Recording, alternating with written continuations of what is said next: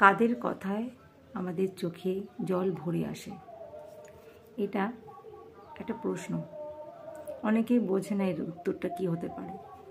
অনেকেই ভাবে যে কথায় কথায় ও কাঁদে, কথায় কথায় ও কেঁদে ফেলে, ও চিৎকাদুনে বা ও নাটক করছে, এরকম কিছু ভাবে। অনেকেই ভাবে, কেউ বলে কুমিরের কান্না। সবাই বুঝবে না, তাই সবাইকে বোঝানোরও দরকার নেই।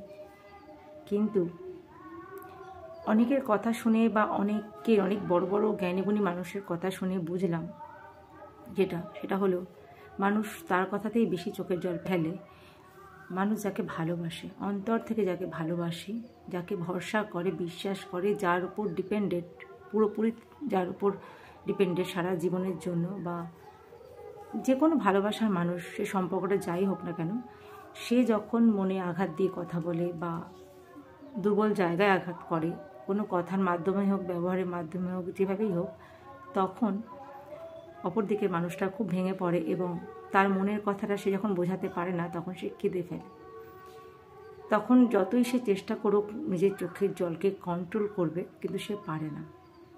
সে পরিস্থিতির কাছে হেরে যায়। তখন সে নিজের মনের ভাবটা বোঝাতে পারে না বলে সে অসহায় বোধ করে এবং তখন সে অঝরে কেঁদে ফেলে।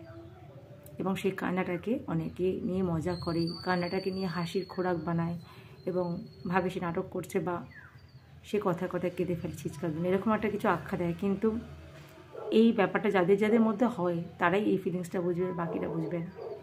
যারা কেঁদে ফেলে সেই মানুষের কথা শুনে, যে মানুষকে তারা প্রচণ্ড ভালোবাসে, এবং তারা বুঝতে পারবে আসল ভালোবাসা ওটাই।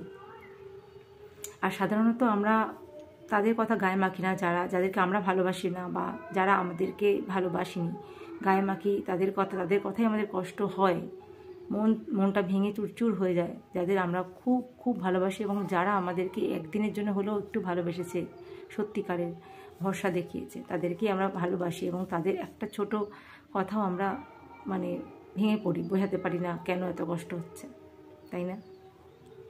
ভিডিওটার সঙ্গে যদি একমত হন অবশ্যই কমেন্ট বক্সে লিখে জানাবেন।